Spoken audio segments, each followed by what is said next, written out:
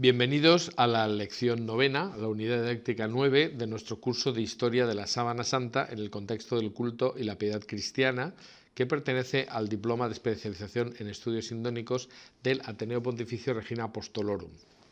En esta unidad didáctica 9, en esta lección 9, vamos a tratar también dos temas.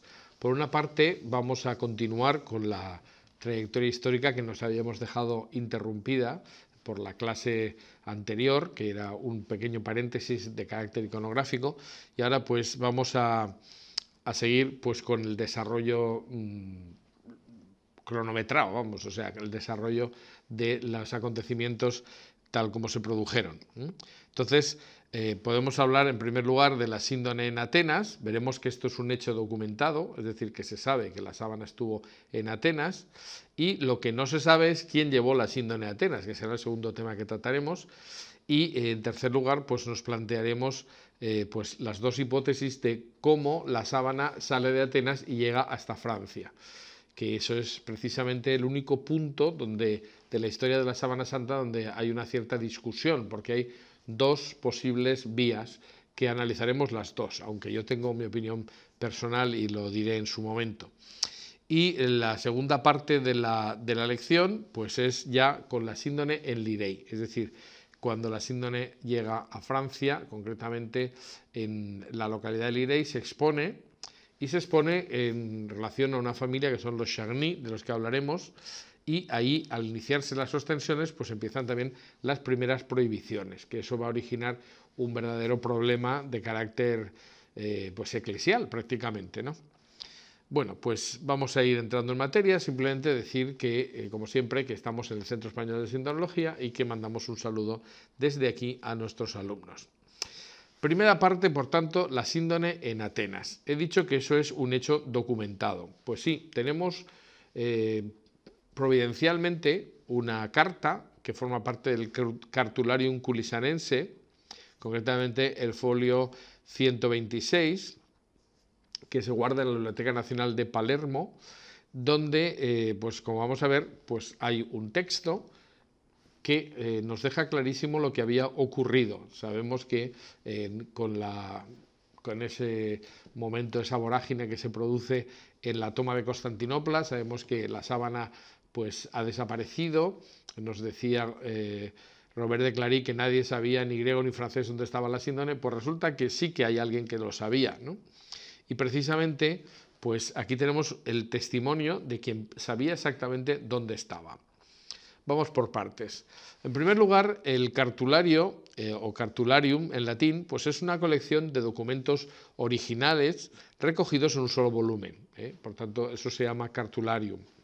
Pues bien, este cartularium se formó con los documentos más importantes de la familia Angelo Comneno, es decir, la familia de los emperadores, que en Italia se les llama De Angelis.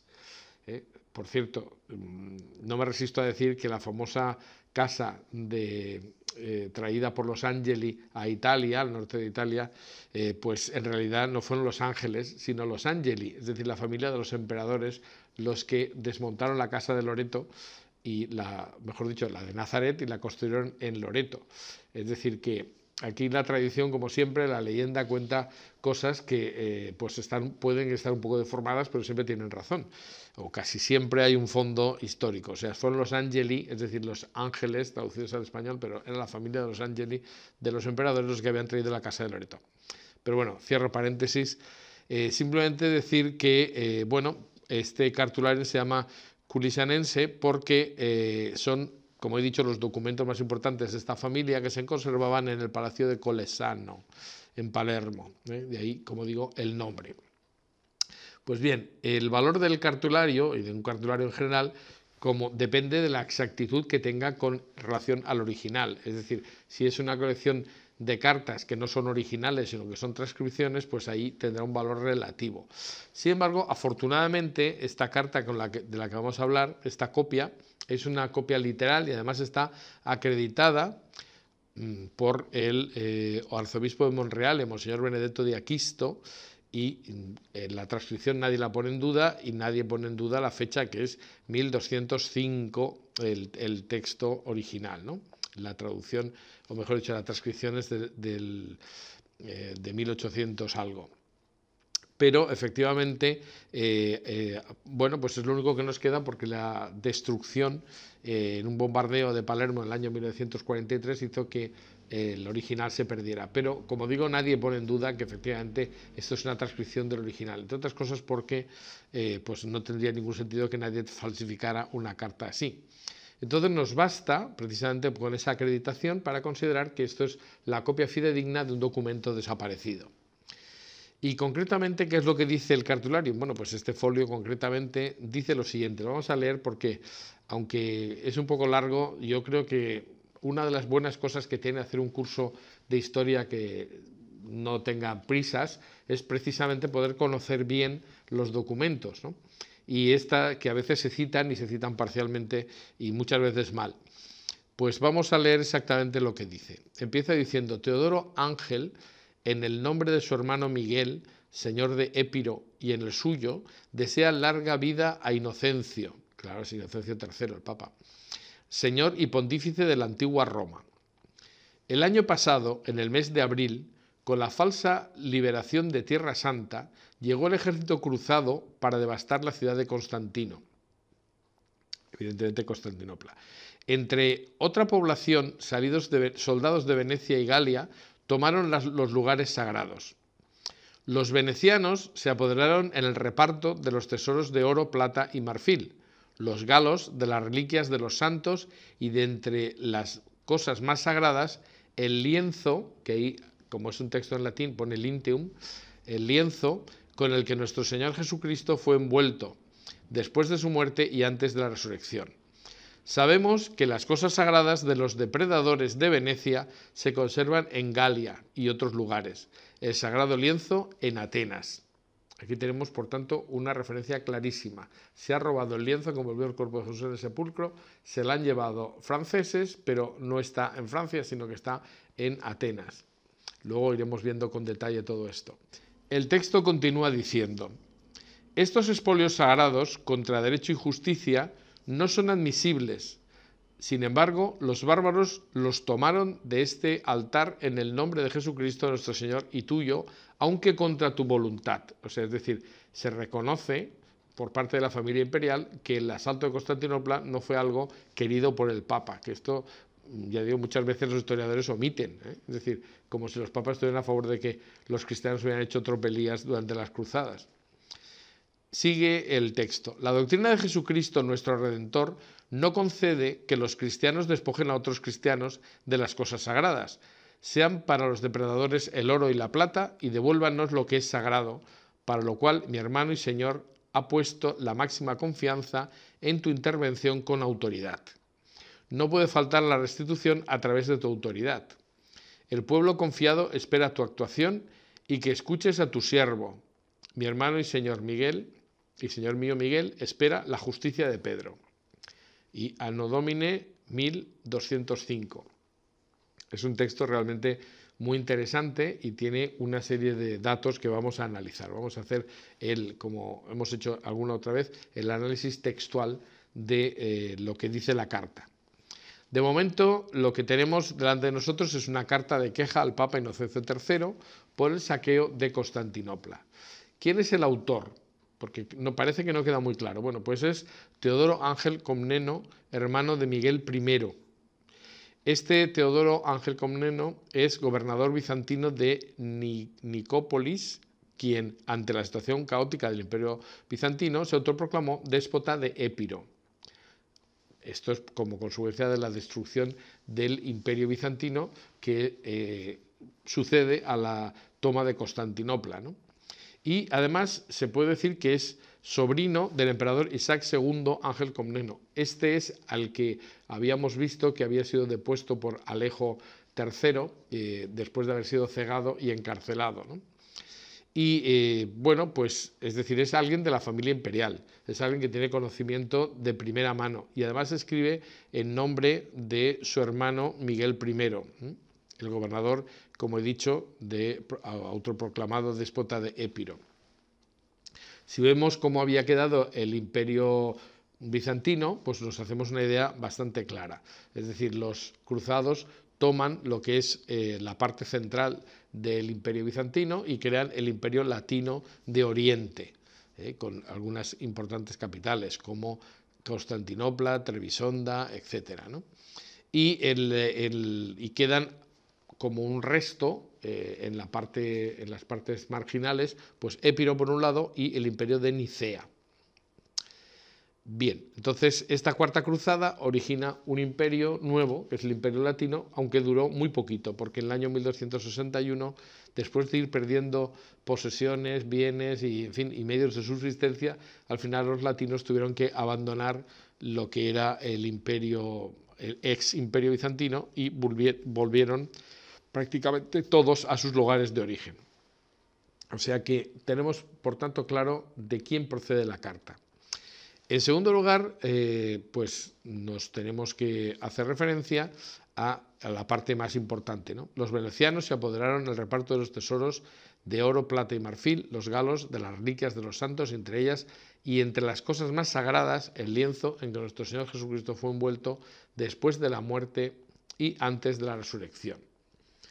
Bueno, sabíamos, y ahora tenemos constancia directa también, que en el tesoro imperial del Sacro Palacio estaban los lienzos del sepulcro, y en la iglesia de Faros se hablaba de que estaba el relicario del Mandilión, aunque este lienzo en singular pues no es ni una cosa ni la otra, ¿no? Ese lienzo en el que nuestro Señor Jesucristo fue envuelto no es teóricamente el Mandilión, nosotros pensamos que sí, y tampoco eran los lienzos del sepulcro, que, como digo, estaban en un lugar diferente, ¿no? En el Sacro Palacio se conservaban. Por tanto, parece que se está refiriendo claramente a la sábana santa. En nuestra teoría, en nuestra opinión, pues será evidentemente el contenido del relicario del Mandilión, que había sido separado de la caja, que es lo que continuaba en la iglesia de Faros. Pero, como sabemos, eso es una opinión que yo creo suficientemente fundada. Precisamente por esto, ¿no? No sería que lo que hacía que fuera de las cosas más sagradas cuando se habla de este lienzo es que contuviera la figura de nuestro Señor. Es decir, ¿no sería esta la misma tela que se menciona por Robert de Clary en la iglesia de las Blanquernas? Pues todo apunta a que sí. Es decir, no tenemos ningún motivo para pensar que sean cosas distintas cuando se utilizan prácticamente las mismas palabras. El autor, entonces, efectivamente lo que hace es utilizar la misma expresión que Robert de Clary al hablar cuando hablaba de las sidoines, ¿no?, que estaba en Santa María de Blanquerna. En este momento, pues lo que se dice es el lienzo con el que nuestro Señor Jesucristo fue envuelto después de la muerte y antes de la resurrección. Por tanto, lo lógico es pensar que se refiere al mismo objeto. Y así, esta es mi opinión, pues que valdrá más o menos, pero es mi opinión, ¿no? Es decir, estamos hablando de una identificación clara, incluso casi con las mismas palabras literales de lo que dice Robert de Clary.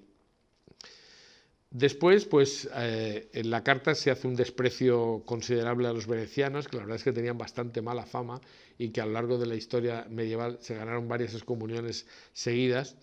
Pues la verdad es que lo que se dice es que pues esos son verdaderos depredadores al que se les atribuye el robo de las reliquias. Perdón, el robo del oro, la plata, etcétera, y las reliquias a los galos. Es decir, dentro del nivel de ladrones había unos que eran un poco más espirituales, porque buscaban cosas que fueran para su provecho espiritual, podemos decir, mientras que los venecianos iban directamente a saco, como su nombre indica, es decir, después de saquear la ciudad, pues iban directamente hacia lo que podían convertir en dinero, ¿no? Pero, como digo, como he dicho, especifica que la síndone está no en la Galia, sino en Atenas. Y esto es un detalle también muy importante. Es decir, si queremos encontrar quién fue el ladrón de la sábana de la iglesia de Santa María de Blanquernas, tiene que tener dos condiciones. Es decir, tiene que ser francés y tiene que ser alguien que está en Atenas. Pues vamos a ver si alguien cumple esos requisitos, ¿no? Y bueno, pues es una pista bastante clara. El hecho de que, por tanto, tenemos la síndone en Atenas está documentado por este documento. Aquí, aunque no tengamos el original, pues tenemos una copia perfectamente legalizada. Pero además, pues sabemos que lo lógico es que nadie mienta cuando hace una reclamación así. Es decir, una carta dirigida al Papa en la que se reivindica un objeto concreto de todo lo que se ha robado, se pide que se devuelva a lo sagrado y concretamente se menciona un solo objeto que se considera el más valioso y se dice literalmente dónde está, pues es bastante impensable que nadie vaya a mentir en esta situación. Es decir, que es perfectamente normal que esta información sea una información correcta, ¿no? Por tanto, no tenemos ningún motivo para dudar de que efectivamente la sábana estuviera en Atenas. Pero además tenemos otras dos menciones que lo corroboran absolutamente. Es decir, por eso podemos decir que es un hecho claramente documentado que la sábana va de Constantinopla a Atenas. Tenemos un documento que corrobora lo que sabíamos de la carta del Cartularium Culisanense. Y es que cuando la situación religiosa del nuevo imperio latino pues es bastante confusa, el Papa quiso saber lo que ocurría allí. Y entonces fueron a Atenas el legado pontificio Benedetto de Santa Susana y Nicola de Otranto, abad del monasterio de Casole. Pues bien, este último dejó escrito que el legado pontificio había visto en secreto la síndone en Atenas.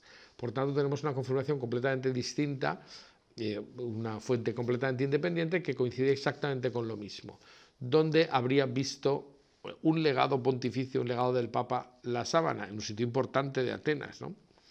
Y por otra parte, también el conde de Riant, en su libro Despojos religiosos realizados en Constantinopla en el siglo XIII por los latinos, dice que un inglés, aquí no se da el nombre del inglés, pero bueno, el hecho de que se mencione en este otro documento también es un hecho importante. Nadie tiene por qué mentir en este caso, ¿no? Dice que un inglés vio el lienzo en la Capilla Real de Atenas. O sea que ya tenemos prácticamente el nombre. Es decir, la Capilla Real de Atenas estaba, lógicamente, en el sitio donde estaba la sede del Ducado de Atenas. Es decir, que ahí estamos pensando claramente en que puede ser el que se la ha llevado el duque de Atenas. Vamos a ver precisamente las distintas hipótesis que existen y vamos a plantearnos, por tanto, como segundo apartado, ¿quién llevó la síndone a Atenas? Efectivamente existen, como he dicho, dos teorías, al menos dos, que sugieren cómo llegó la síndone pues a Francia, pero pasando por Atenas. Vamos a ver estas dos partes, ¿no? Es decir, quién se supone que la lleva a Atenas y quién la lleva de Atenas a Francia. Podemos pensar que es la misma persona o los mismos sujetos.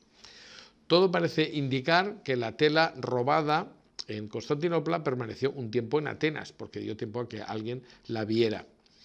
Pero tras este hecho comprobado, pues tenemos una cierta duda. Es decir, podemos demostrar con total exactitud, como ante un juicio, lo que sería qué pasó en este periodo oscuro. Pues evidentemente no hay una documentación absoluta, pero podemos deducir una serie de cosas como vamos a ver. Entonces, ante la pregunta de quién o quiénes podían tener la síndone en Atenas, podemos contestar, como se ha hecho, hay diversas opiniones, pero hay básicamente ahora mismo dos modos de pensar o dos líneas de pensamiento. Por una parte, hay quien piensa que quienes sacaron la síndone de Constantinopla y la tenían en Atenas podían ser los templarios. Muchos de ellos eran franceses y además eran personas que tenían un cierto interés por la reliquia, lógicamente. Y además acababan de llegar precipitadamente de Jerusalén. Pero otro sujeto que podría ser es Otón de la Gauche, señor de Ray, que había sido nombrado duque de Atenas, lo cual pues es una pista bastante buena porque además era francés. Pues vamos a ver brevemente estas dos posibilidades. La hipótesis de que fueran los templarios los que se hicieron con la síndone, por ejemplo, fue defendida por Bárbara Frale, que escribió un libro en el año 2009, en el que parecía demostrar con bastante detalle esta pista templaria, ¿no? Desde luego, yo soy partidario de la otra pista, pero no podemos descartar totalmente que los templarios estuvieran involucrados en esto, puesto que sabemos que tenían verdadero interés por las reliquias de Cristo y, como vamos a ver, pues existen datos suficientes como para pensar que podrían haberse hecho con la reliquia. Sin embargo, pues el candidato perfecto, y para mí desde luego creo que es la persona que nos permite reconstruir ese periodo oscuro, sería pues el duque de Atenas. Es decir, como vamos a ver, es pues la persona que tiene motivo, tiene la posibilidad de hacerlo, y efectivamente pues Othon de Lagache pues parece que puede ser perfectamente, ¿no? Fue él quien tomó posesión del lienzo y se lo llevó a su nuevo destino, eso lo parece, porque fue él el que se apoderó del complejo imperial de las Blanquernas junto a Henri de Hainaut, y entre finales del año 1204 y principios de 1205 fue nombrado por Bonifacio de Monferrato primer duque de Atenas. Además, su palacio estaba en los Propíleos, es decir, ahí es donde podía verse perfectamente la relación con la capilla real del ducado de Atenas. Es decir, que este es el candidato perfecto, Othon de Lagache. ¿Quién era este caballero? Bueno, pues hay que decir que no es un personaje oscuro en absoluto, es decir, es mencionado en todas las crónicas de la toma de Constantinopla y era uno de los cabecillas importantes de la cruzada.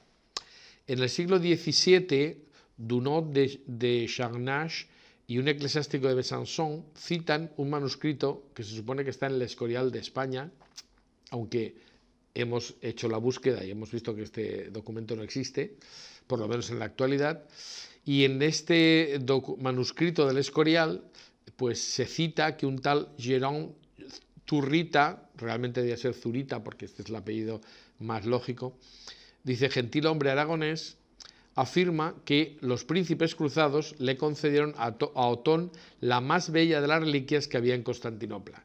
Sería estupendo que este documento apareciera, pero este manuscrito del Escorial no se ha encontrado, y eso que miembros del Centro Español de Sindología hicieron una búsqueda concienzuda, y bueno, pues este texto desgraciadamente actualmente no se conserva, pero debía existir hace el año 1656, y bueno, tenemos esta cita, pero es una cita de segunda mano, por tanto no nos sirve mucho. Nos puede servir como indicio, pero desde luego no es una prueba.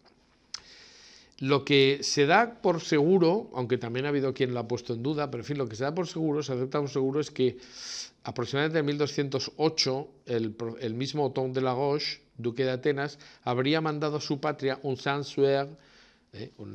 Sabemos que los franceses llaman santo sudario a la sábana santa, ¿no? Con una imprecisión notable que intentamos eliminar en español, ¿no? Es decir, para que no se utilice nunca la expresión sudario más que para el sudario de Oviedo, que ese sí que es un sudario.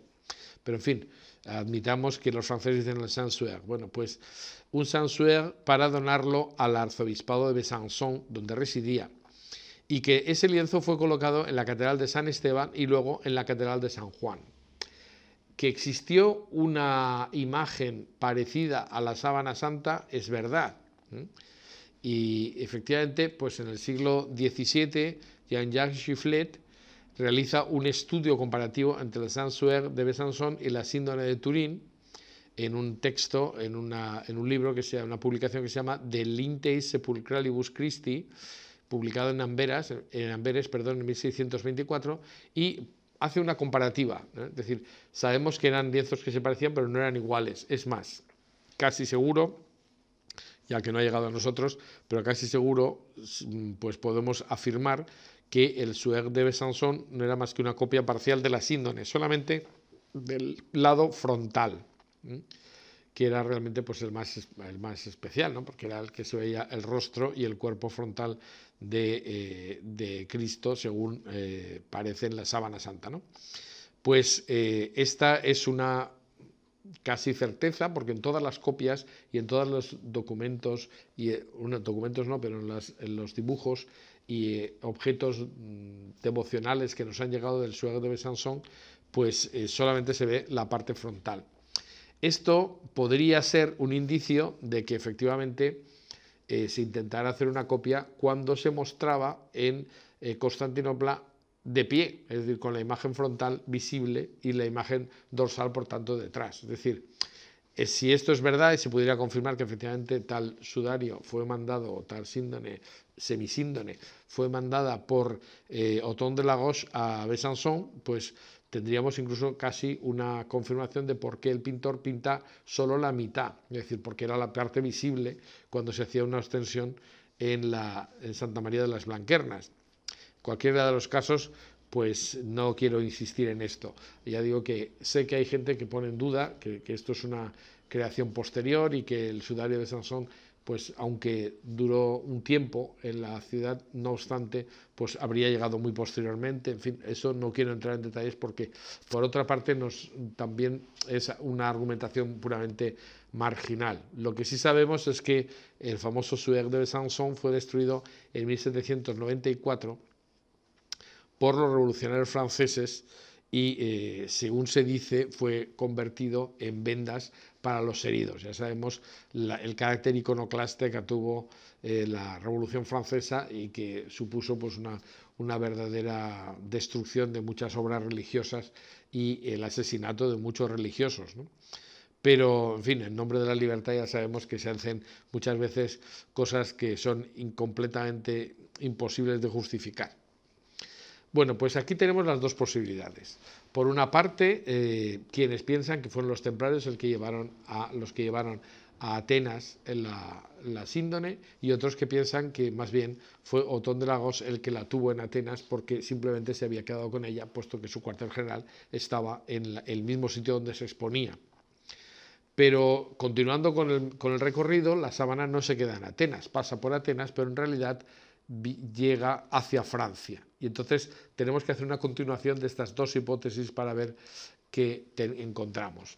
Lo que es totalmente seguro, y está totalmente documentado, es que unos años después, se piensa que en 1355, pero como vamos a ver nosotros pensamos más bien que sería después, en 1356, pues la síndone aparece en Francia en una pequeña localidad hoy día prácticamente desaparecida, pero que en su momento tuvo su importancia, en manos de una familia, de un tal Godofredo Geoffroy de Charny, que era además señor de Chavoissy y de Lirey, y que a mediados del siglo XIV pues, se inician una serie de extensiones allí, como vamos a ver, en la ciudad de Lirey, o en la pequeña localidad de Lirey. Hoy prácticamente tiene el tamaño de una urbanización pequeña, además, ¿eh? Es decir, ha prácticamente desaparecido esa localidad, pero tuvo un pasado histórico glorioso.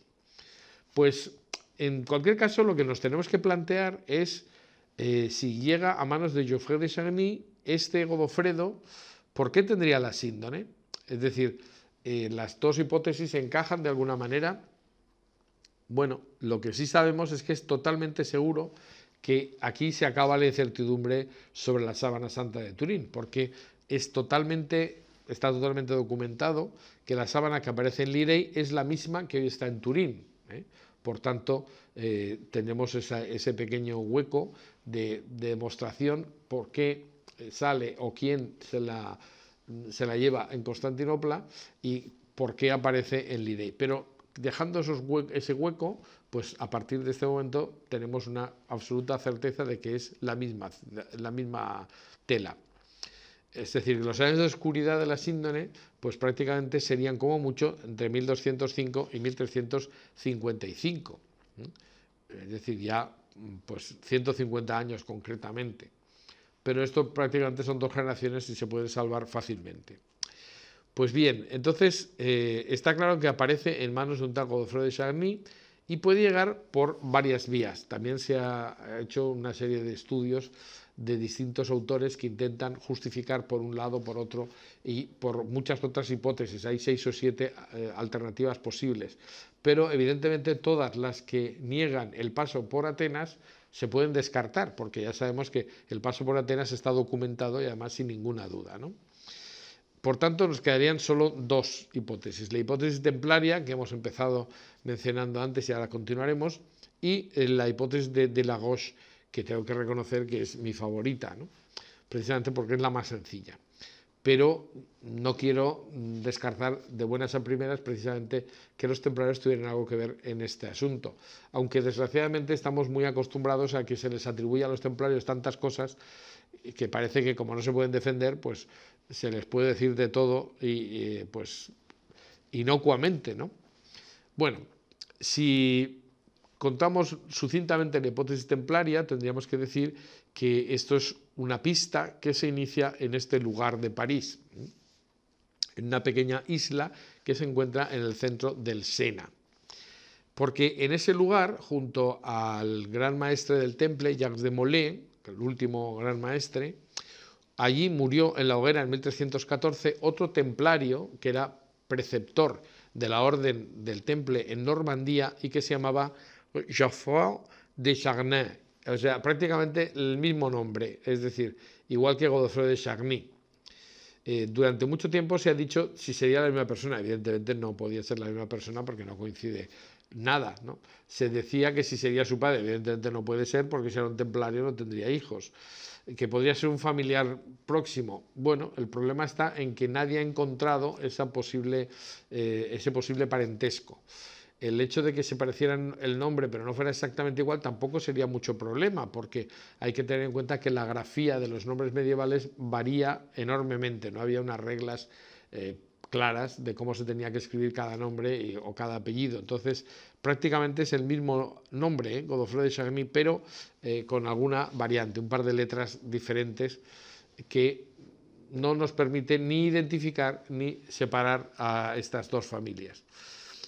¿Cuáles son los hechos que explican esa situación? Bueno, pues vamos a aprovechar para clarificarlos un poco. En 1307, Felipe IV el Hermoso de Francia hizo arrestar a los templarios franceses y confiscó sus bienes. Se ha dicho muchísimas cosas y se ha hecho muchísima literatura sobre los motivos que originan ese arresto. Yo tengo una idea muy clara y es que los templarios se les acusa de todo y de ser unos herejes, de haber, no sé, poco menos que vendido su alma a los enemigos o poco menos, pero hay que tener en cuenta que la muestra de que eran caballeros leales es que en sus estatutos se establecía que no podían blandir arma contra caballero cristiano, y cuando llegan el ejército del rey, pues las tropas que él manda para detener a los templarios, estos no se resisten lo más mínimo, lo cual quiere decir que eran cumplidores y no eran verdaderos bandidos ni nada de esto, ¿no? Es decir, que cumplían lo que tenían establecido.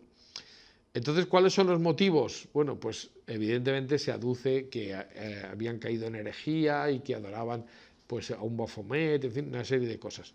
En realidad hay un motivo mucho más sencillo, es que el rey les debía tanto dinero que buscaba una excusa para no devolverlo. Lo peor que te puede pasar en la vida es que debas dinero a alguien y éste te lo pueda reclamar.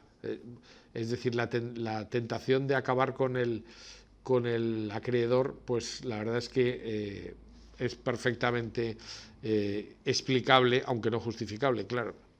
Entonces, el rey les debía tanto dinero porque los templarios se habían convertido en banqueros. En realidad, lo que ocurría es que ellos, pues en sus fortalezas, guardaban el dinero de mucha gente que iba a Tierra Santa y a través de unos pagarés, que eran las letras de cambio que inventan ellos, pues podía recogerse en Tierra Santa un equivalente al dinero que habían depositado en Francia o aquí en la retaguardia, y la verdad es que, bueno, pues eso hacía que, pues eso, es decir, estaban ejerciendo de banqueros.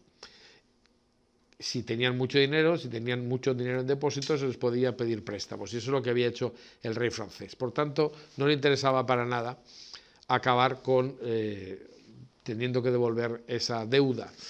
Por ello, pues sencillamente lo que hace es acusarlos de herejía, que en aquel momento histórico se consideraba como una causa para la confiscación de los bienes, y entre otras cosas pues dicen que adoraban a un hombre con barba que podía ser una especie de demonio, en fin, el famoso Baphomet, etc. Lo que es verdad es que la presión de los reyes franceses contra o sobre los papas de Aviñón pues es algo indiscutible. Esto es una de las razones por las que el papado de Aviñón pues tuvo sus más y sus menos, ¿no? Es decir, los papas que inicialmente eran legítimos porque habían trasladado la sede de Roma a Aviñón, pues terminaron, en fin, en un cisma, pero hay una cosa que es evidente, que es que no convenía nada, para nada, a la independencia de la Iglesia Católica que los papas estuvieran dependiendo de alguien que era su casero, ¿no? Es decir, aquel como el rey que pues era el propietario de los territorios donde el papa estaba. Bueno, lo cierto es que el 22 de marzo de 1312, Felipe IV el Hermoso consiguió del Papa, que Clemente V en este caso, la disolución de la Orden del Temple. Y, lógicamente, pues realiza esta acusación de herejía y se somete a un proceso a los templarios. No hay un motivo legal suficiente, pero lo cierto es que al final la justicia del rey, que era la que aplicaba las penas capitales, pues originó la muerte del gran maestre y de ese preceptor Godofredo, a quienes fueron obligados a morir en la hoguera, como hemos visto. Hay una pequeña discusión sobre si el Papa estaba a favor o no de esta muerte. Hay que decir que no hay ningún documento, es más, existe un documento encontrado en el año 2008 que se hizo público en el Vaticano, precisamente, que es el famoso manuscrito de Chinon, en el que se demuestra que es una carta del Papa que estaba en Chinon, en el que demuestra que el Papa disolvió la orden, efectivamente, posiblemente por presiones del rey, pero no les condenó por herejía. Es decir, es más, les absolvió de algunos excesos que podrían haber existido. Entonces, pues no obstante lo cual, pues como hemos dicho, al rey le interesaba la muerte de los grandes caballeros y entonces pues ahí acabó la historia, ¿no? Es verdad que se ha dicho que la imagen de un hombre con barba podría ser el hombre de la síndone. Esa es la postura que mantiene Bárbara Frale. Pero la verdad es que, ya digo, este Godofredo de Charny, que se llama igual que el otro Godofredo, pocos años después de la disolución de la orden, pues presenta el liré y la síndone, pues no se puede asegurar que sean parientes ni que tengan ninguna línea de contacto. Sí que es verdad que Bárbara Frale, en su libro del año 2009, Los templarios y la síndone, lo que ella hace es analizar los interrogatorios a los templarios y, según una interpretación de alguna de las frases, para ella no había ninguna duda de que la síndone, porque se dice que es un lienzo de lino, lo que ellos veneraban era lo que tenían en sus manos. Desafortunadamente, esta interpretación de la palabra lienzo de lino pues, es muy discutible, incluso pues, se ha desautorizado completamente a la autora, así que, aunque la teoría era muy sugestiva, la cosa se queda ahí. Solamente añadir un dato más que crea un cierto misterio al asunto, y es que en 1945 se encontró algo sorprendente. En una casa de campo, frente a la calle principal de una población inglesa llamada Templecombe, pues atado por cables al tejado y cubierto por un falso techo, al romperse este falso techo, apareció un panel que estamos viendo. Este panel que tiene un dibujo que parece estar relacionado con la síndone. Es verdad que podría ser alguna copia de algún mandilión, en fin, que los podían haber tenido los templarios. Lo que está claro es que no sabemos por qué se ocultó en ese falso techo.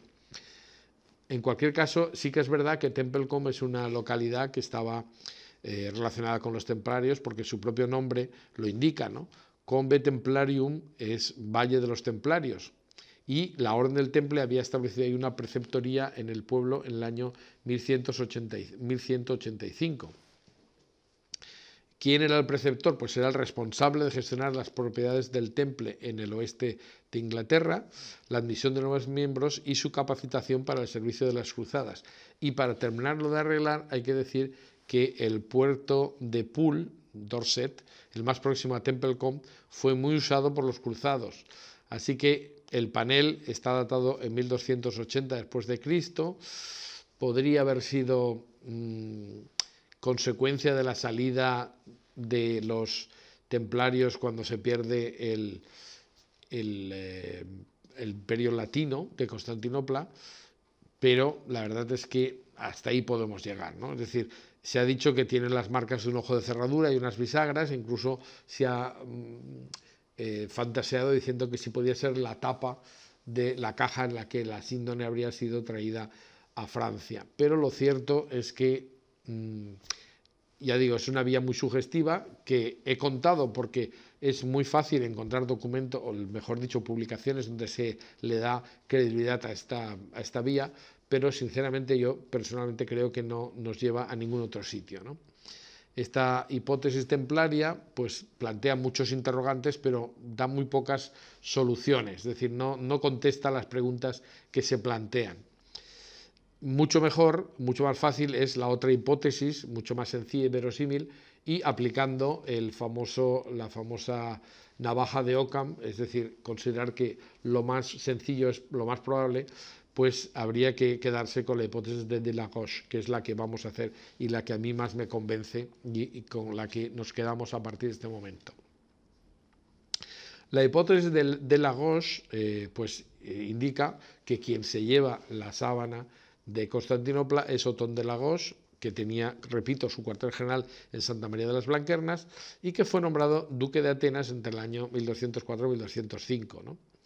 O finales del 1204 o principios de 1205. Y como he dicho antes, también su palacio era los Propíleos, o sea, continuamos lo que habíamos dicho antes. Pues habría que hacer algunas consideraciones al respecto.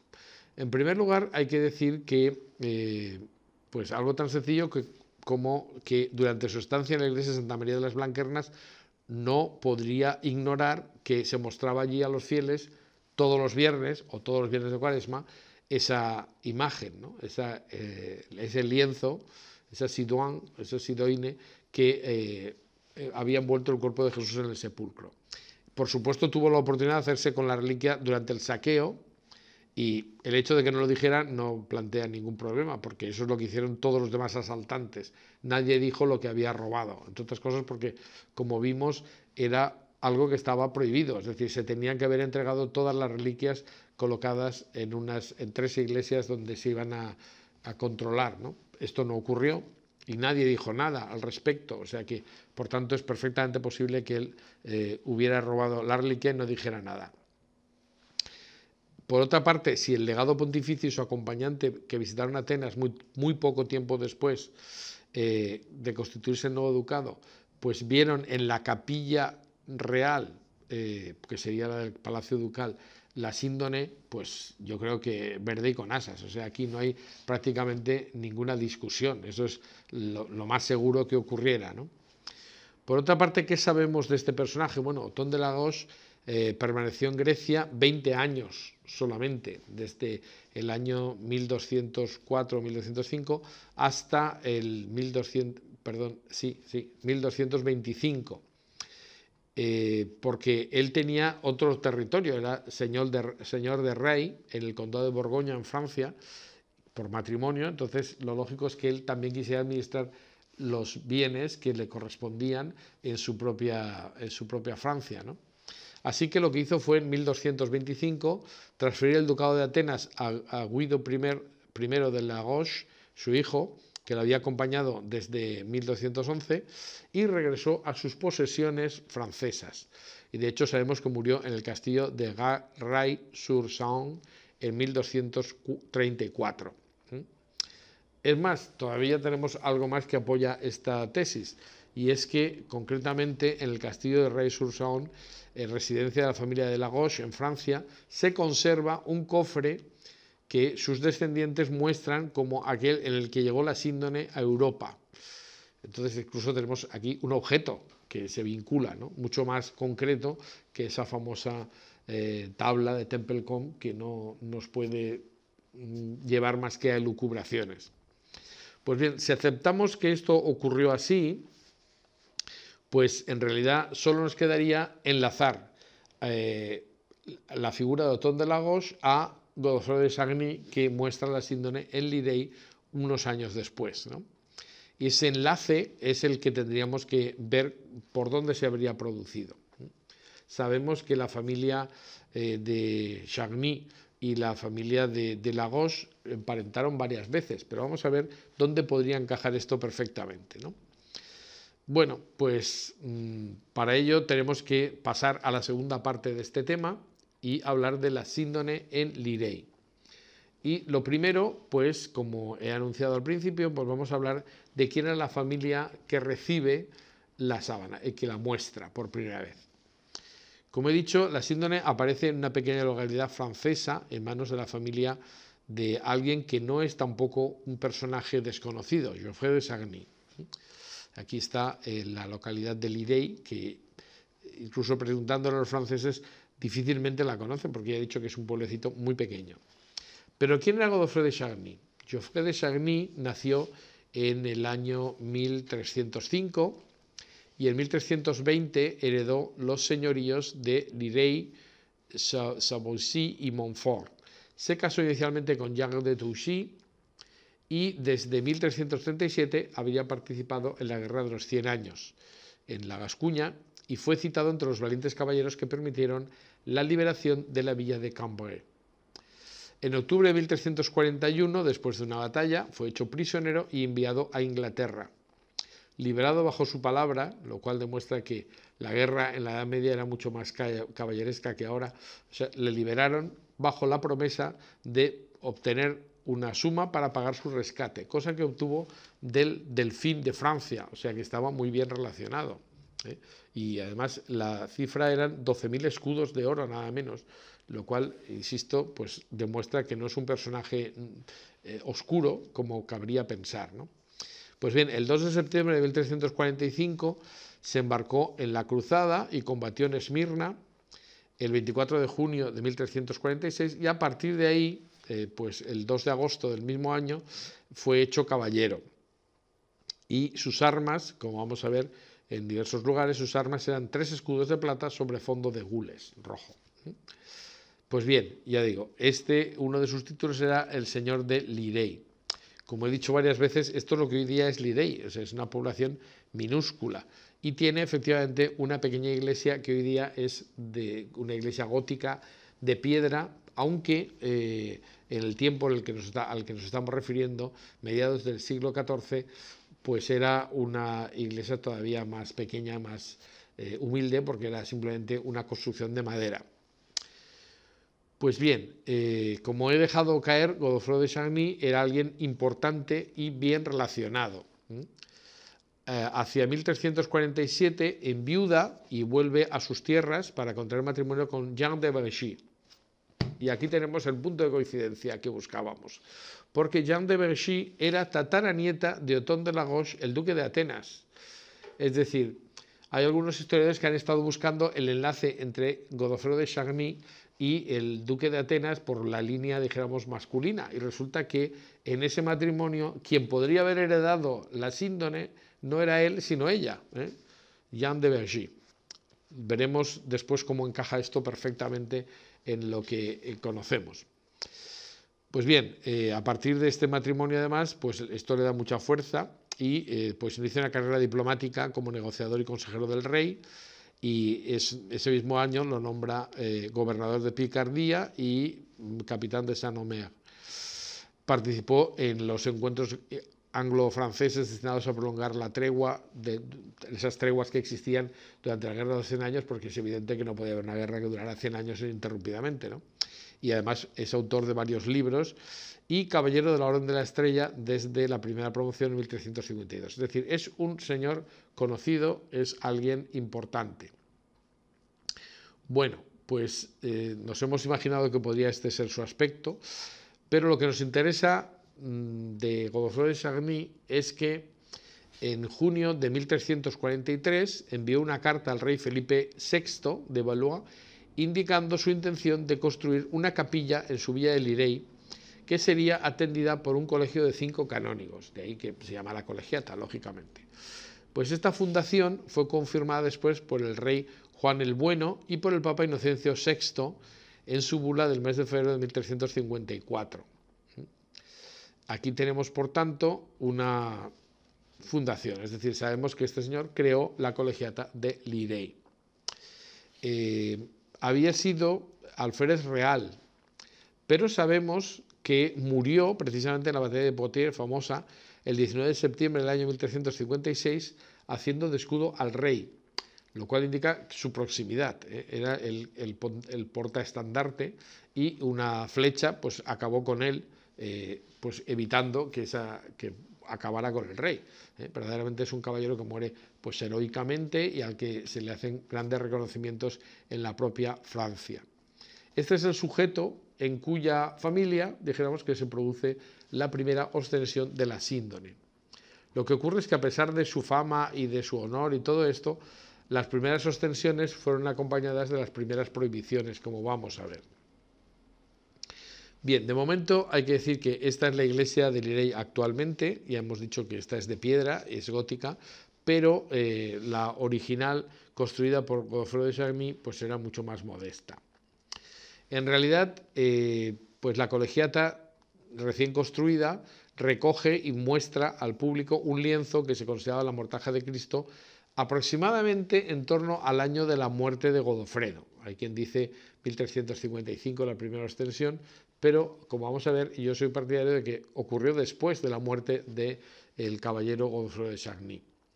Lo que sabemos una vez más es que, y repito, es que la síndone que se muestra en Lirey es la misma que está en Turín, por tanto aquí ya no cabe ninguna incertidumbre más. Es decir, ¿por qué llega a Godofredo? Pues eso es lo único que tendríamos que demostrar, pero por otra parte, pues está bastante claro que la síndone que está en Turín tiene polen de Oriente, tiene una serie de características que estaban pintadas y están recogidas en imágenes anteriores a este momento, por tanto, cabría pensar que es la misma que se mostraba en Constantinopla. Es decir, de alguna manera llega a esta familia de Charny. Además es que nos ha llegado un documento probatorio absoluto, que es un medallón que conmemoró la primera ostensión. Lo sabemos porque tiene los escudos del matrimonio Charny-Vergy, y ahí están las dos familias unidas. Es decir, que está claro que es la sábana, tiene el dibujo de espiga, tiene los agujeritos típicos de la imagen de la síndone, bueno, las dos caras, es decir, las dos cabezas contrapuestas, etcétera. O sea, es indudablemente la primera ostensión en la que se realiza, pues, o inmediatamente al final de la vida de Godofredo de Charny o inmediatamente después de su muerte, que esa es la alternativa que nosotros proponemos.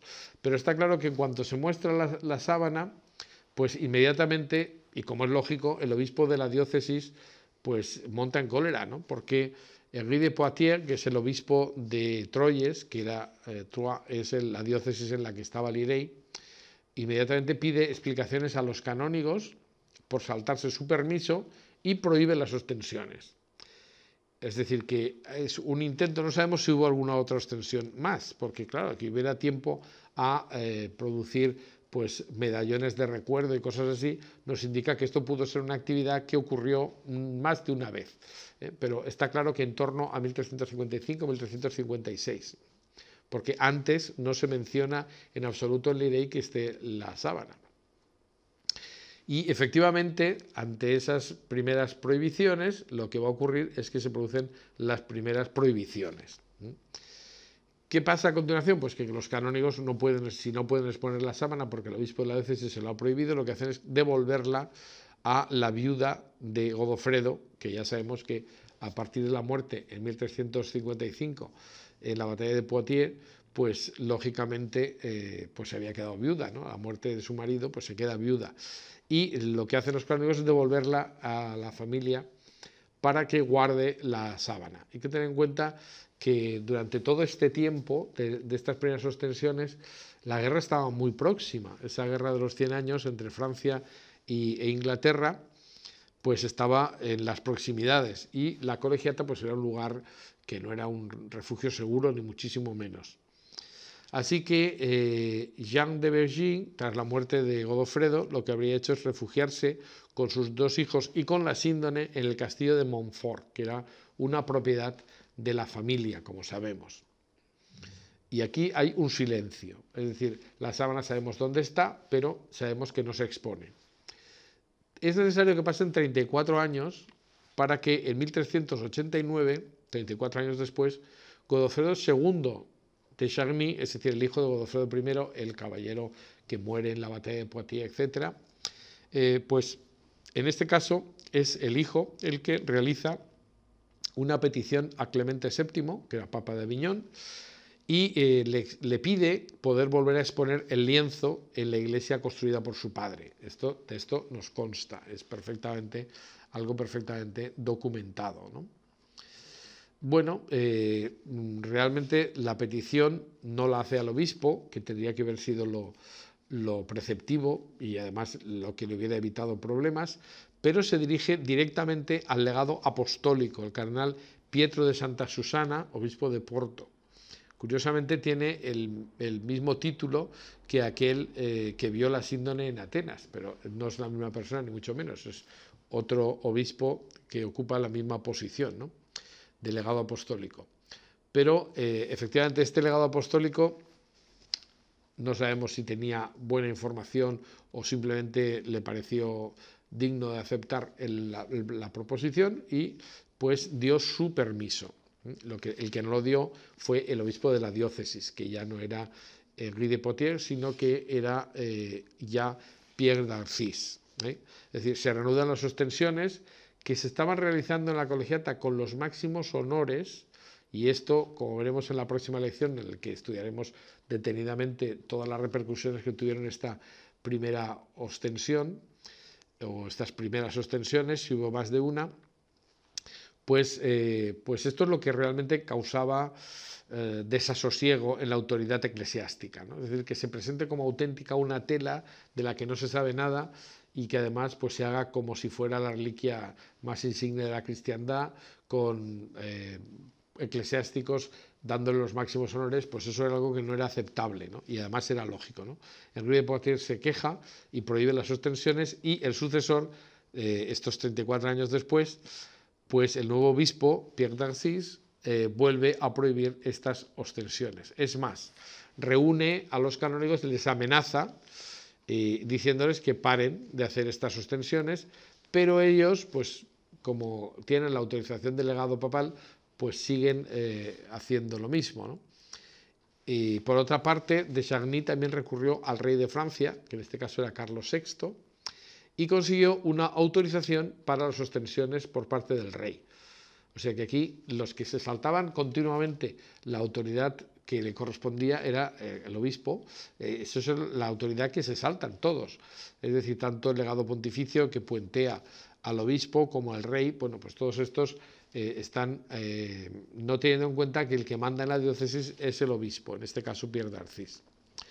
Bueno, entonces el obispo contraataca, dijéramos, ante el rey y consigue que el rey cambie de idea.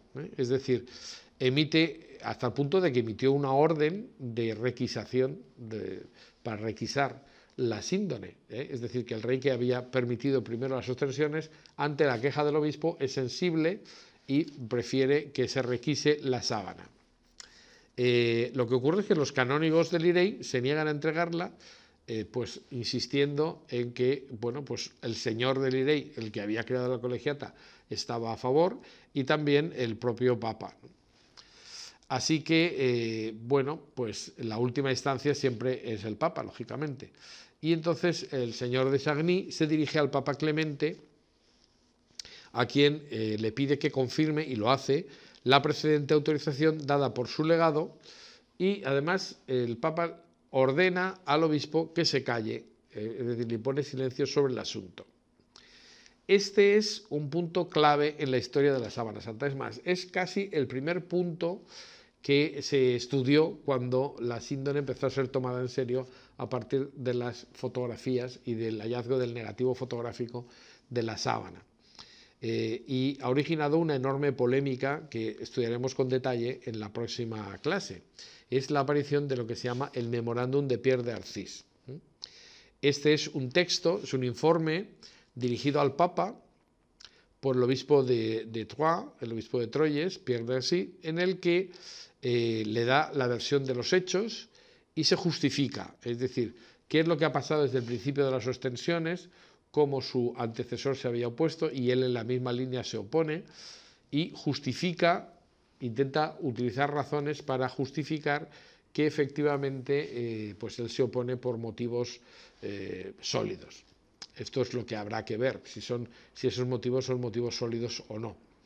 Pero lo cierto es que Pierre d'Arcis pues escribe un memorándum que, como digo, pues hay que tener en cuenta, porque cuando en 1898, como digo, la fotografía puso de relieve que la imagen de la sábana santa no se entendía si no se leía, no se veía el negativo fotográfico, en ese momento de máxima de sorpresa por parte de todos los estudiosos del tema, que tampoco eran tantos, que empezaron a existir a partir de ese momento, cuando se revela la fotografía y la negatividad de la síndone deja admirado a todo el mundo, pues se inicia lo que se ha dado en llamar en los ámbitos de los estudios sindonológicos la controversia de París. Y la controversia de París, como vamos a ver, se centra precisamente y se mantiene porque hay un canónigo, el canónigo Chevalier, que argumenta precisamente que la sábana es falsa porque había sido falsificada en Lirey y que tenía las pruebas de ello. Así que se da un contrasentido, y es que mientras que eminentes científicos como Yves Delage o Paul Vignon consideraron la síndone un objeto infalsificable y lo hacían desde la ciencia y pensando que era imposible que alguien hubiera hecho una imagen que engañara a un negativo fotográfico, pues cuando eso parecía algo indiscutible y que daba un espaldarazo absoluto a la autenticidad de la síndone, pues curiosamente un eclesiástico, el canónigo de París, Ulysses Chevalier, en 1898, es decir, el año siguiente de la aparición de la fotografía de la síndone, pues entiende que no es aceptable y que hay que considerar que es una falsificación. Curiosamente, todavía hay libros que dicen que la sábana es falsa porque, como dijo claro, como dejó clarísimo y demostró el canónigo Ulysses Chevalier en 1898, pues esta era una falsificación. Bueno, esto es curioso porque si hoy día no es una falsificación, en el siglo XIV tampoco, ¿no? O en el siglo XV, pues menos, ¿no? Es decir, que evidentemente el memorándum se le ha dado más importancia de la que tiene, pero nos va a obligar a que lo analicemos en detenimiento, como digo, en casi la mitad de la clase próxima. Pero vale la pena conocerlo bien porque este es un argumento que nos pueden tirar a la cara casi siempre, ¿no? Y desde luego antes de la prueba del carbono 14 era el argumento que se utilizaba contra la autenticidad de la sábana. Así que este documento, el llamado Memorándum de Pierre d'Arcis, fue la base de los ataques del canónigo Chevalier a la autenticidad de la síndone.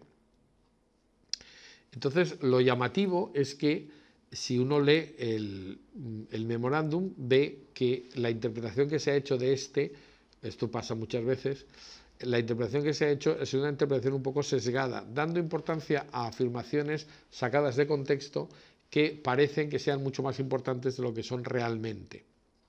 Estos argumentos pues son aparentemente válidos, pero cuando se profundiza en el texto se ve que no lo son. Y, como digo, todavía se usan hoy en día para negar la autenticidad de la reliquia, si no fuera porque el carbono 14 le ha sustituido como argumento principal en contra de la síndone. Y claro, una de las razones por las que la prueba del carbono 14 se le da credibilidad en un primer momento, cuando sale y parece indicar que la sábana santa es medieval, es porque dentro de la horquilla de 150 años que los científicos se habían dado como posible origen de la sábana, pues se incluían precisamente años próximos a la aparición de la sábana en Francia, y esto pues podía permitir a algunos decir, bueno, está claro que esto es lo que hace el carbono 14, confirma lo que ya había dicho el canónigo Chevalier en el memorándum de Pierre d'Arcis, es decir, no hay una seguridad de que la sábana sea auténtica, y al revés, lo que hay es una prueba de que está falsificada por un falsificador que fue conocido incluso por el obispo de la diócesis. Frente a esto hay que decir dos cosas claras. Por una parte, que en aquel momento, 1899, cuando el canónigo Chevalier empieza a hablar de este tema, no se sabe nada de la historia de la síndone.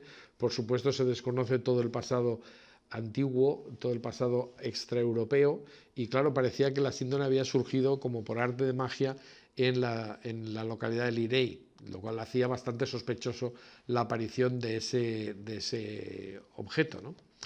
Pero además, pues el documento incluso llegaba a decir, el documento de Chevalier, este memorándum, llegaba a decir que era obra de un falsificador del siglo XIV, y que además el obispo anterior pues conocía quién era el falsificador. Por tanto, esto, en palabras de un obispo medieval, por muy medieval que fuera, pues le daba una enorme credibilidad, sobre todo diciendo que era la segunda vez que se prohibían las ostensiones y que la razón era que había un falsificador y que era conocido. Bueno, pues esto, ya digo, es una argumentación que hay que desmontar, pero hay que desmontar desde el conocimiento. Por eso, como digo, dedicaremos pues parte de la próxima clase a hablar punto por punto del memorándum. En todo caso, pues eso, este informe merece una explicación detallada y a veces es complejo de entender porque habla de cosas que han ocurrido en el pasado, de las que Pierre d'Assís habla de referencia, pero indirecta, cosas que él ha visto en primera persona, que son perfectamente fiables, y bueno, pues las consecuencias, etcétera, todo esto lo veremos en la próxima clase, que será un poquito densa, pero que yo recomiendo escuchar con atención porque deja zanjado completamente el asunto del memorándum de Pierre d'Assís. Pues hasta la siguiente lección.